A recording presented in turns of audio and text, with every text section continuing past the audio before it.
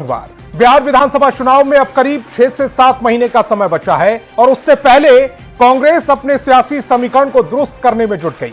कन्हैया कुमार के बिहार की सियासी पिच पर उतरने के बाद कांग्रेस के प्रदेश अध्यक्ष पद से अखिलेश प्रसाद सिंह की छुट्टी कर दी गई और दलित समाज से आने वाले विधायक राजेश कुमार को संगठन की बागडोर सौंप दी गई है और राजेश कुमार ने कांग्रेस के बिहार प्रदेश अध्यक्ष की जिम्मेदारी संभालते ही एक ऐसा बयान दे दिया जिससे आरजेडी को जोर का झटका लग सकता है। राजेश कुमार ने कहा है कि बिहार में कांग्रेस बी टीम नहीं है। नए कांग्रेस प्रदेश अध्यक्ष के इस बयान और बिहार में कांग्रेस के बदले हुए सियासी तेवर के राजनीतिक मायने तलाशे जाने लगे। सवाल उठने लगे हैं कि क्या बिहार में कांग्रेस लालू यादव की छाया से बाहर निकलकर आत्मनिर्भर बनने की कवायद में है। यह सवाल इसलिए भी क्योंकि समय समय पर कांग्रेस के कई नेता अपने बयानों से इसके संकेत दे चुके हैं।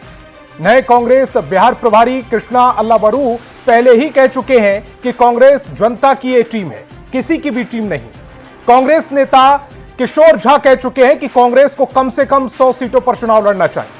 कांग्रेस के वरिष्ठ नेता और कांग्रेस के जो विधायक हैं अजीत शर्मा वो भी कह चुके हैं महागठबंधन की सरकार बनने पर मुख्यमंत्री कौन होगा ये सोनिया गांधी और राहुल गांधी तय करेंगे।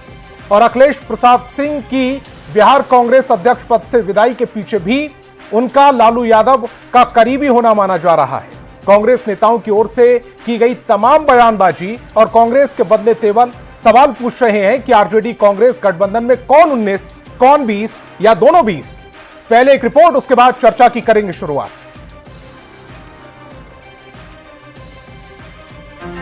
बी टीम नहीं है, आने वाला समय में वो दिखेगा।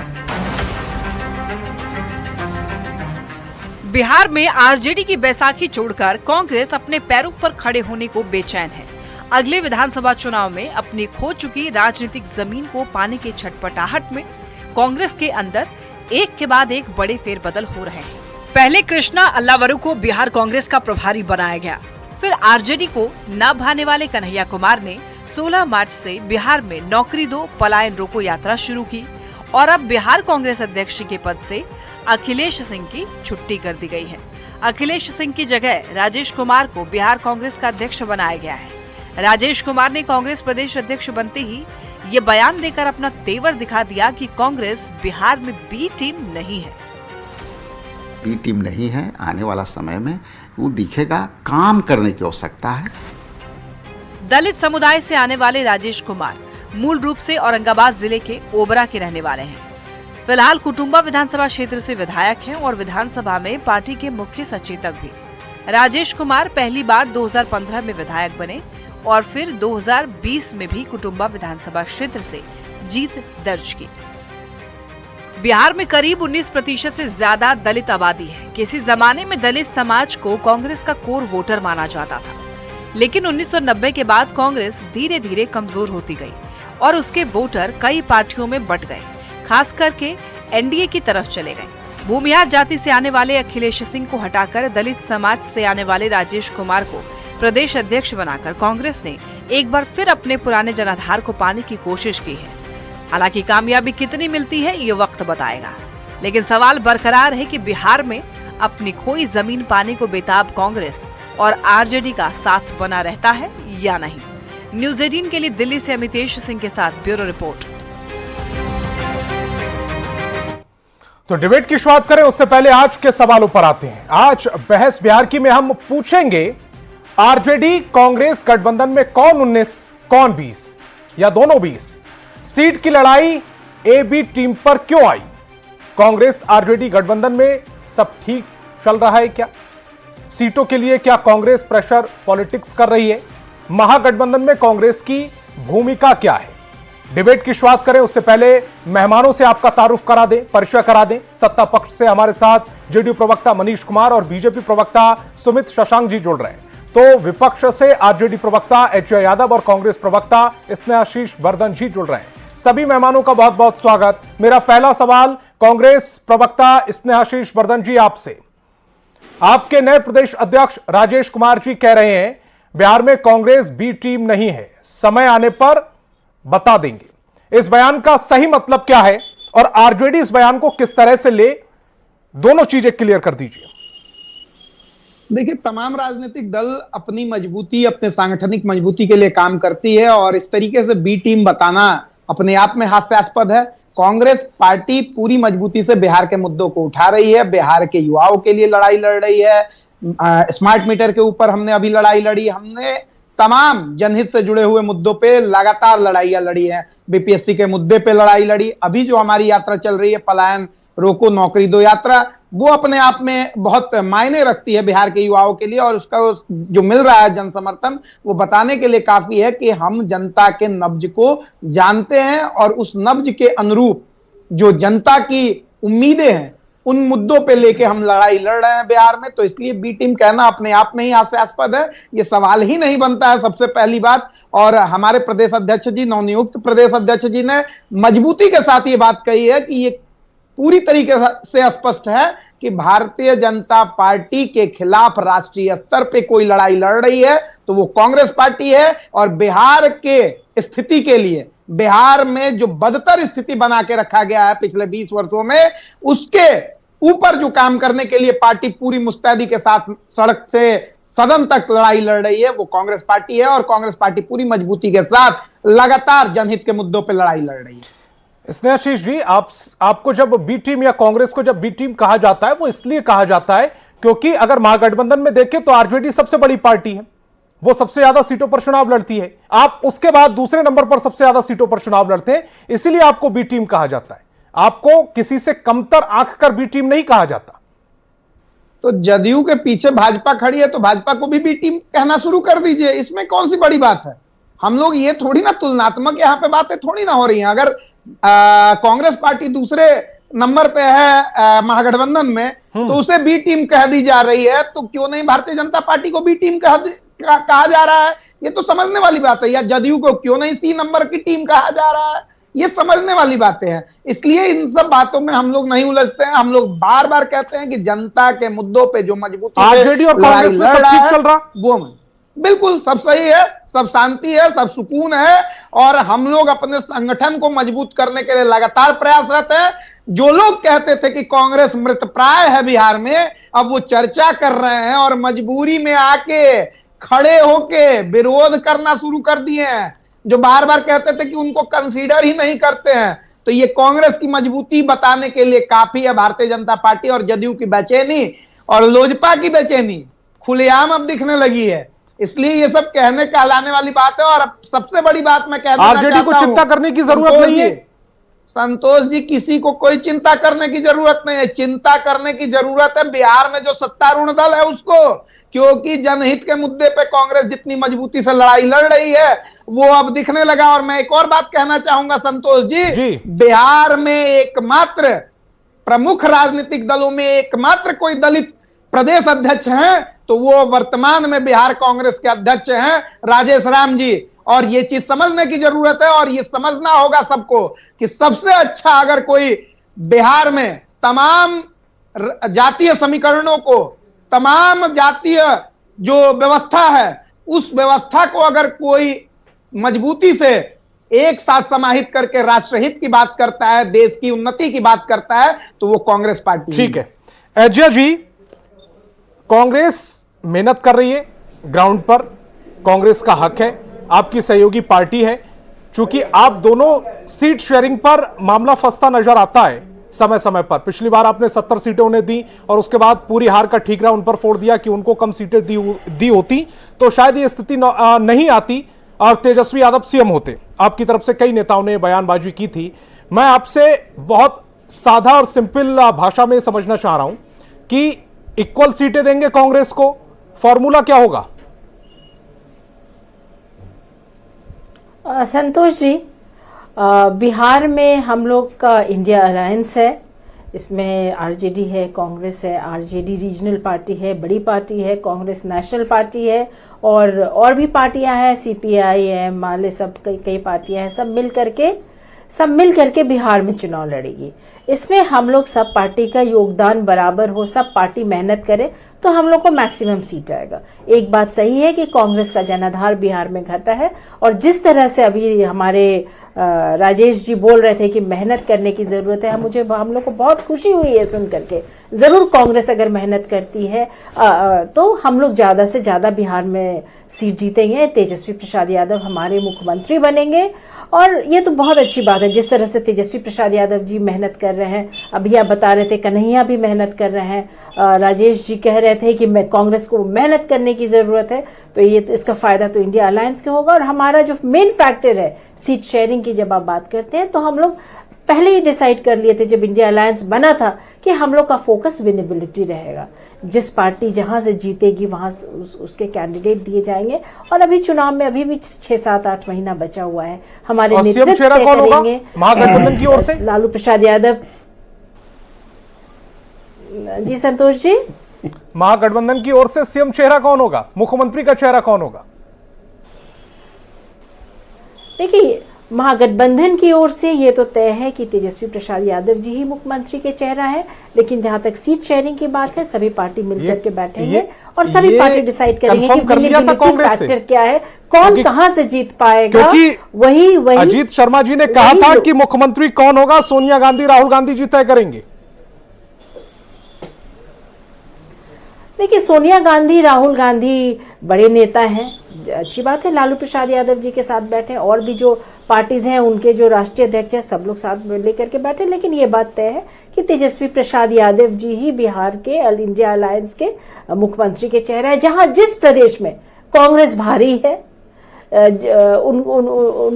भारी है, वहां से उनके मुख्यमंत्री बनेंगे। लेकिन ये तय बात है कांग्रेस और इंडिया अलायंस के साथ कि जहां पे अगर रीजनल पार्टी भारी है तो उसके चीफ मिनिस्टर होंगे, जहां कांग्रेस भारी है वहां कांग्रेस के चीफ मिनिस्टर। मनीष जी अभी मुस्कुरा रहे थे। मनीष जी, कांग्रेस मेहनत कर रही है, ये मुस्कुराने का सब्जेक्ट नहीं है, ये डराने का सब्जेक्ट है। और जो रणनीति अभी तक कांग्रेस की नजर आ रही है, वो अपने जो उनका कोर वोटर रहा करता था कभी, दलित ओबीसी, पूरी तरह से उसको साधने की कोशिश कर रही है। नहीं, देखिए संतोष जी, मैं अभी कांग्रेस के प्रवक्ता के भाई को भी सुन रहा था और राजद के प्रवक्ता को भी मैं सुन रहा था। कांग्रेस के लालू जी राजनीति में किनके खिलाफ आए, और जब पहली बार बिहार के मुख्यमंत्री बने तो किनके खिलाफ लड़े, कौन किसकी सरकार थी बिहार में उस समय? तो देखिए, लालू जी बिहार में कभी नहीं चाहते हैं कि कांग्रेस मजबूत हो। अभी बिहार कांग्रेस जो है राजनीतिक रूप से दिव्यांग है, वो लालू जी के शरण में है। लेकिन इस बार ऐसा लग रहा है कि कांग्रेस आर पार के मूड में है। मैं ऐसा इसलिए कह रहा हूं कि प्रभारी जो बन के आए उन्होंने कहा कि कांग्रेस इस बार एक टीम बनेगी। अभी आपने कहा कि भागलपुर के एक एमएलए ने कहा कि वहां गठबंधन में नेता कौन होगा ये दिल्ली में तय होगा। कल प्रदेश अध्यक्ष बदल दिए गए, और एक जो कि बिहार के ही युवा नेता है, हालांकि वो दिल्ली में रहते हैं हर समय, इस बार चुनाव का मौका है तो थोड़ा यहाँ पिकनिक मनाने वो आ गए हैं। वो किन मुद्दों पर यात्रा कर रहे हैं? जो मुद्दा तेजस्वी जी कहते हैं कि ये रोजगार के सवाल पर वो यात्रा कर रहे हैं, जो बिहार के रहने वाले हैं जो दिल्ली में रहते हैं वो उस मुद्दा पर यात्रा कर रहे हैं। तो आप देख सकते हैं कि एक के बाद लगातार कांग्रेस जो है आरजेडी से आर पार के मूड में है। हालांकि अब कांग्रेस पार्टी, बिहार की जनता कांग्रेस को जानती है, कांग्रेस को इस बिहार से भ्रष्टाचार के सवाल पर ही हटाया गया था।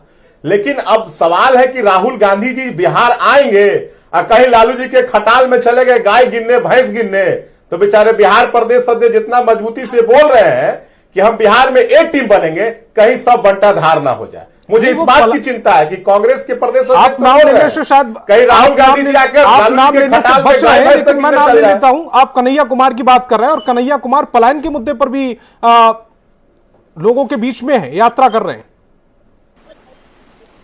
नहीं, मैं वही बात कह रहा था संतोष जी कि आप देखिए एक के बाद एक कैसे कांग्रेस के प्रभारी ने पहले कहा कि हम बिहार में ए टीम बनेंगे, फिर एक युवा नेता आते हैं, वो किस मुद्दे पर? जो तेजस्वी जी का मुद्दा है। अब इस देखिए सवाल यह है कि जो युवा नेता है इनको तो तेजस्वी जी कितना पसंद करते हैं वो आप भी जानते हैं और हम भी जानते हैं। वो तो बिहार में उन्हें देखना भी नहीं चाहते हैं। वो कहां बेचारे जेएनयू के पढ़े हैं, आई पता नहीं कौन से स्कूल में पढ़े हैं कि कहां पढ़े हैं, तो हम तो नहीं जानते, हो सके आप जानते होंगे। तो तेजस्वी जी नहीं चाहते हैं कि कोई बिहार में युवा नेता पढ़ा लिखा बिहार में राजनीति करे। तो कांग्रेस स्पष्ट है कि इस बार आर पार के मूड में है, लेकिन कांग्रेस को तय करना पड़ेगा कि क्या भ्रष्टाचार के सवाल पे आप लालू जी से लड़ पाएंगे कि नहीं लड़ पाएंगे। ऐसा नहीं कि भ्रष्टाचार के सवाल पर चुप हो जाए, राहुल गांधी जी आए और लालू जी के खटाल में चल जाए। शशांक जी भी हमारे साथ चर्चा में है। सुमित जी, पहला सवाल तो ये कि आपके जो प्रदेश अध्यक्ष है उन्होंने कहा कि कांग्रेस हर समय दो चेहरों पर रहती है, उसको भी समझाइएगा। और दूसरा ये कि जो कांग्रेस इस समय सोशल इंजीनियरिंग में अपने हाथ आजमा रही है, उन्होंने कन्हैया कुमार को मैदान में उतारकर सबड़ कार्ड खेल दिया, उन्होंने दलित प्रदेश अध्यक्ष चुन दिया और उन्होंने ओबीसी प्रदेश प्रभारी बनाया है। कितनी बड़ी टेंशन है बीजेपी के लिए और साथ ही साथ जेडीयू के लिए? देखिए संतोष जी, जो आपने प्रश्न किया है उसको बहुत अच्छे से समझना है। आप यहाँ पे चैनल पे जो हेडलाइन चला रहे हैं कि कौन 19 है कौन 20 है, हमारे बिहार में एक कहावत है, ये वो फुटले फुटले वो पेनिए नहीं, तो एक फूटा हुआ है और दूसरे का पेनी गायब है, बिन पेंदी का लोटा है। तो कहीं ना कहीं ये समझना है कि एक तरफ हत्या, अपहरण, लूट, बलात्कार, बालू माफिया, भू माफिया, अलकतरा चोरी, चारा चोरी का गिरोह है, तो दूसरे तरफ टुकड़े टुकड़े गैंग, राहुल गांधी और जॉन सोरस की बात करने वाले लोग, सनातन विरोध का बात करने वाले लोग और शक्ति के खिलाफ जो सिद्धांत लेकर के आने वाले लोग और भारत तेरे टुकड़े होंगे का नारा देने वाले लोगों के पीछे खड़े होने वाले लोग और अफजल हम शर्मिंदा है तेरे कातिल जिंदा है को प्रोत्साहित करने वाले लोग। तो कहीं ना कहीं एक कहावत है ना कि आगे कुआं पीछे खाई, तो ये कुआं और पीछे खाई वाली बात है। और कहीं ना कहीं एक कुआं है तो दूसरा गड्ढा है। तो कहीं ना कहीं मुझे लगता है कि ऐसे लोगों के विषय में बहुत ज्यादा बात नहीं करनी चाहिए। बात करनी चाहिए बिहार के विकास पे, और बिहार के विकास के लिए आज माननीय मुख्यमंत्री नीतीश कुमार जी के नेतृत्व में एनडीए सरकार काम कर रही है। जिस तरीके से हमने युवाओं को रोजगार देने का काम किया, 50 लाख रोजगार का सृजन जिस तरीके से हम कर रहे हैं और जिस तरीके से सड़कों का निर्माण कर रहे हैं, आप बताइए ना संतोष जी, ये समझना है जो बिहार की जनता देख रही है उनसे मैं पूछना चाहता हूं, किसी भी इंडस्ट्रियल रेवोल्यूशन के लिए, कहीं पर भी मूलभूत उद्योगों के सेटलमेंट के लिए सबसे ज्यादा क्या आवश्यक होता है? सबसे पहले सड़क का निर्माण किया जाता है। और लालू जी ने अलकतरा ही चोरी कर लिया, सड़क का निर्माण नहीं होगा तो इंडस्ट्रियल रेवोल्यूशन कैसे होगा? उसके बाद ऊर्जा सेक्टर की आवश्यकता होती है कि फिर इतना सब कुछ होने के बाद पलायन क्यों हो रहा है? उनकी पलायन यात्रा किसी को लेकर तो है। संतोष जी, जो लोग इस प्रकार की यात्रा कर रहे हैं वो उन लोगों का भी पलायन ही हुआ था, और किसके काल में हुआ था ये भी बता देना चाहिए, और किन लोगों के साथ उन लोगों ने गठबंधन किया है ये भी उनको बताना चाहिए। तो कहीं ना कहीं बिहार के जो बच्चे दूसरे राज्यों में जा रहे थे उनको रोकने का काम इंडस्ट्रियल रेवोल्यूशन के बाद और लघु एवं कुटीर उद्योगों की स्थापना करके, स्किल डेवलपमेंट करके भारतीय जनता पार्टी ने और एनडीए परिवार ने किया है, माननीय मुख्यमंत्री नीतीश कुमार जी ने किया है। लेकिन जो लोग टुकड़े टुकड़े गैंग के पीछे खड़े रहते हैं, देश के केंद्र दिल्ली में नारा लगता है कि अफजल हम शर्मिंदा है तेरे कातिल जिंदा है, मुंबई में बम ब्लास्ट होता है और उसके आतंकवादी को बचाने के लिए सोनिया गांधी की टीम पहुंच जाती है। सोनिया गांधी की जो सलाहकार परिषद थी उसमें कौन से लोग थे ये भी तो बताना पड़ेगा ना। उनके सलाहकार जो तमाम बातें आप कह रहे हैं ये बिहार की जनता को किस तरह से समझाएंगे आप? निश्चित हो, बिहार की जनता बहुत अच्छे से जानती है ना संतोष जी, बिहार की जनता बहुत अच्छे से जानती है। और उन मुद्दों को, खास करके मुद्दे क्या थे? हत्या, अपहरण, लूट, डकैती, फिरौती, बालू माफिया, भू माफिया, शराब माफिया, सवर्णों का पलायन और ओबीसी के ऊपर और एससी एसटी के ऊपर एफआईआर और ओबीसी का अपहरण, यही तो हो रहा था ना लालू जी के काल में। उसको रोकने का काम किसने किया? उसको रोकने का काम भारतीय जनता पार्टी ने और एनडीए परिवार ने किया। आदरणीय मुख्यमंत्री नीतीश कुमार जी ने जो लड़ाई लड़ी महिलाओं के लिए, बेटियों के लिए, बहनों के लिए, जो संघर्षरत रहे हैं हम लोग, और खास करके भारतीय जनता पार्टी ने जो लड़ाई लड़ी, भारतीय जनता पार्टी के कार्यकर्ताओं ने अमर असंख्य बलिदानों के माध्यम से इस मिट्टी को सींचने का काम किया। और लालू प्रसाद यादव ने क्या किया? लैंड फॉर मामले में हेमा यादव और आप देखेंगे कि मीसा यादव, तेजस्वी यादव, तेज प्रताप यादव, रोहिणी यादव, पूरा का पूरा लुटेरों का गिरोह बना के रखा है। लुटेरों का गिरोह, गैंग्स ऑफ राष्ट्रीय जनता दल ऐसे ही नहीं कहा जाता है ना, अलग अलग प्रजाति का गिरोह जो है ना, वैसे लोगों को एकत्रित करने का काम किया और बिहार के लोगों को लूटने का काम किया इन लोगों ने। उस पर तो जवाब देना पड़ेगा। ठीक है, जवाब ले लेते हैं। स्नेहाशीष जी, इसका भी जवाब दे दीजिए कि जैसे अभी अजय यादव जी कह रही थी कि महागठबंधन का चेहरा साफ है, तेजस्वी यादव, कांग्रेस की तरफ से भी साफ है। संवैधानिक बातें अगर हम लोग करें तो हमारे यहाँ पूरी तरीके से विधायक दल का नेता चुना जाता है और संवैधानिक प्रक्रिया है ये पूरी तरीके से, उसके बाद चयन होता है। तो इसलिए अभी बोल देना बहुत ज्यादा, हम इसमें बहुत ज्यादा उलझने वाली बात नहीं कहेंगे। और रही बात दूसरी, अभी भाजपा के प्रवक्ता बोले जा रहे थे, उनसे जरा एक बार आंकड़ा ले लीजिएगा कि बिहार में कितने एमएसएमई या देश में कितने एमएसएमई बंद हुए हैं, कितने स्टार्टअप बंद हुए हैं। अरे मुझे तो सिर्फ ये बता दीजिए ना कि कांग्रेस पार्टी ने कितना एमएसएमई खोला था, कितना एमएसएमई खोला था, ये भी तो बताइएगा ना स्नेहाशीष जी। करिए ना, ऐसे चिल्लाने से थोड़ी ना बात हो जाएगा। आंकड़ों पे बात कीजिए ना, कितने चीनी मिल आपने चालू करा दिया, कितने बिहार में अभी मक्का वाला भी पलायन कर रहा है, बेगूसराय से उठा के कहां भेजा जा रहा है, इस पे चर्चा कीजिए। चर्चा बेगूसराय में हिंदू कौन है वहां से, गिरिराज का क्या हुआ, नाक के नीचे से हटा दिया गया मक्का, अनुसंधान केंद्र, क्या स्थिति है, मुद्दों पे इंफॉर्मेशन कहां से आई आपको? मुद्दों पे बिहार के लोगों का पलायन न्यूज चल रहा है, देख लीजिए। टॉपिक था पूरी तरीके आरजेडी कांग्रेस गठबंधन में कौन 19 कौन 20 लोगों को बताना पड़ेगा, भारतीय जनता पार्टी के लोगों को बता रहा हूँ। मैंने पहले ही कहा कि हमारे यहाँ एक कहावत है, एगो फुटले फुटले तो एगो का पेनिए नहीं है, तो ये दोनों ही उसी प्रकार के लोग हैं। देखते हैं जब हम लोग फेसबुक देखते हैं तो लगातार विरोध में लिखा जाता है वर्तमान सरकार के खिलाफ में, लेकिन वो लोग दूर बैठे रहते हैं, रोजी रोजगार की तलाश में बैठे रहते हैं, कोई तमिलनाडु में, कोई पंजाब में, कोई महाराष्ट्र में, कोई गुजरात में। हम डिबेट से भटक रहे हैं। इसने आशीष क्या कर रहे हैं, इसने आशीष जी, बात ही नहीं है। मेरा सवाल था आप कहां से कहां पहुंच गए। मेरा सवाल यह था कि अभी एचआई यादव जी ये कह रही थी कि महागठबंधन का चेहरा तेजस्वी तय है और लालू प्रसाद यादव भी कई जगह पर ये कह चुके हैं, सार्वजनिक तौर पर कह चुके हैं कि इस बार नीतीश को हटाना है, तेजस्वी को सीएम बनाना है, साफ तौर पर कहा है। और आप कह रहे हैं कि आप उनके गठबंधन में शामिल भी हैं और आप कह रहे हैं कि अभी तय नहीं हुआ है। आरजेडी अपने शीर्ष नेता को ही आगे बढ़ाएगी, कांग्रेस अपने शीर्ष नेता के ही नेतृत्व में चुनाव लड़ती है। इसीलिए तो जनता कंफ्यूज हो रही है कि दोनों के गठबंधन जब की विधायक चुन लिए क्या है। जाते हैं तो इस पे बैठ के बातें होती हैं। बरसों से आपका शीर्ष नेता कौन था, ये भी तो बताइएगा ना। पहले से लालू जी के पीछे पीछे कैसे घूम रहे थे, वो भी तो बताइएगा ना। और एक और क्यों हटा दिया शीर्ष नेता को, ये भी तो बताइएगा ना। लीजिएगा, ठीक है एचआई जी, मेरा सवाल अब आपसे है।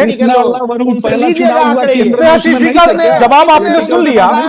स्थिति अभी भ्रम की है और ये स्थिति अगर दोनों गठबंधन में भ्रम की है, दोनों पार्टियों में भ्रम की है, पूरे गठबंधन में भ्रम की है, तो ये स्थिति फिर जनता के बीच में भी भ्रम की रहेगी। देखिए संतोष जी, जनता के बीच में किसी प्रकार का भ्रम नहीं है। मैं पहले भी बोली थी और मैं सिर्फ मुद्दे पे बोलूंगी, मैं ये सब नहीं बताऊंगी शराब माफिया, क्योंकि 20 साल से तो जेडीयू शराब माफिया पन पा रही है, तो मैं इन बातों। अरे 19-20 की बात हो रही है तो उस पर जवाब तो देना पड़ेगा ना कि कौन 19 है कौन 20 करे, बाकी भी अन्य भी जो पार्टियां हैं वो सब भी मेहनत करे। और 25 में चुनाव नजदीक है, हमारी ही इंडिया अलायंस की सरकार बनेगी और हमारे ही मुख्यमंत्री बनेंगे। कांग्रेस है या नहीं, यही तो सवाल जानना चाह रहे हैं हम आपसे। गोल गोल घुमा कहा रहे हैं, संतोष जी कैसा बेतुका सवाल है। इंडिया अलायंस एक देश को तोड़ने वाला गिरोह है, बिहार को लूटने वाला गिरोह है, और दोनों यहाँ पे गुटबंदी किए हुए हैं। सवाल ही कहां से दिमाग में आपका है, मुझे तो नहीं पता चल रहा है। ठीक है मनीष जी, मेरा सवाल आपसे है, हालांकि मेरा सवाल को बेतुका सा लगा क्योंकि स्थिति दोनों तरफ भ्रम की है। चेहरा कौन है कौन नहीं, हालांकि कांग्रेस मेहनत कर रही है, एनडीए में बीजेपी है, ये किस तरह का सवाल संतोष जी? कांग्रेस आप जैसे आपकी तरफ से चेहरा मुख्यमंत्री का तेजस्वी यादव है, कांग्रेस की तरफ से नहीं है। आपकी तरफ से वो गठबंधन में है, क्या पता उनकी तरफ से है या वो नहीं है, ये मैं आपसे जानना चाह रहा था। ठीक है, फिलहाल आपने अपना जवाब दिया। मनीष जी, संतोष जी, सवाल दोहराया जाएगा। सवाल मेरा यह है कि कांग्रेस में चेहरे को लेकर भ्रम की स्थिति है, लेकिन वैसे कोई भ्रम की स्थिति नहीं दिख रही है। हालांकि जब सीट शेयरिंग वाली स्थिति आएगी तब, लेकिन कांग्रेस जो मेहनत कर रही है वो आपके लिए भी चिंता का विषय बनी हुई है क्या?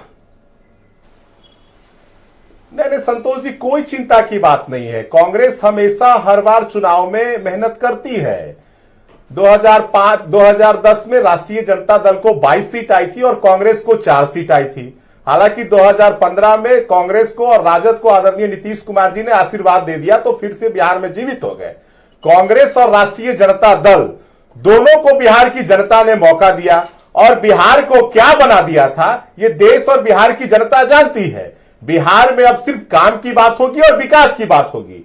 कांग्रेस और राष्ट्रीय जनता दल में भारी सरपुटौल है। मैं आपको लगातार कह रहा हूं, देख रहे कैसे लालू जी चाहते हैं कि कांग्रेस हमारा शरण में रहे, लेकिन अब कांग्रेस सोच रही है कि नहीं, हम लालू जी के शरण में नहीं रहेंगे, हम डायरेक्ट अब अपना आर पार की लड़ाई में करेंगे।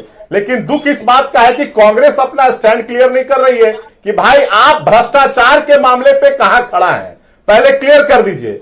एक तरफ आप बोलिएगा हम भ्रष्टाचार से समझौता नहीं करेंगे और दूसरी तरफ लालू जी भ्रष्टाचार के मामले में सजायाफ्ता है और उन्हीं के यहां फिर आप चले जाइएगा।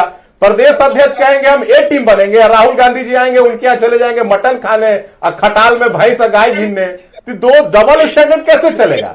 एक तरफ एनडीए पूरी मजबूती के साथ, आप देख रहे होंगे पूरे बिहार में एनडीए का जिला स्तर सम्मेलन चल रहा है और उस सम्मेलन में एक ही नारा होता है, कहीं कोई कंफ्यूजन नहीं है, 2025 से 30 फिर से नीतीश और 225 का लक्ष्य। ठीक है, क्योंकि समय की कमी है, छोटे-छोटे कमेंट्स लेंगे सभी से। आखिरी कमेंट किसी भी जिले में महागठबंधन का कोई सम्मेलन देखा? संतोष जी, ठीक है सुमित जी, संतोष जी, आखिरी कमेंट संतोष जी, लालू जी का एक बड़ा ही प्रसिद्ध बयान है कि उड़ती चिड़िया को हल्दी लगाते हैं। मैं बता देता हूं कि चुनावी चिड़िया है कांग्रेस और इसको हर बार ये उड़ने की कोशिश करती है और हर बार इसको हल्दी लगाने का काम लालू जी करते हैं। और रही बात कांग्रेस पार्टी की, तो आपने जो 19-20 की जो बात की है ना, मुझे लगता है 19-20 से आगे बढ़ के आपको आपकी भी बाध्यता है, नहीं तो आप यहां लिखते कि कौन कितना बड़ा लुटेरा है पार्टी है, ये कहीं ना कहीं यहां लिखा जाना चाहिए। 19-20 को जनता को समझना चाहिए। जनता को मैं बताना चाहूंगा कि इसको 19-20 ना समझे, इसको समझे कि कौन कितना बड़ा लुटेरा है।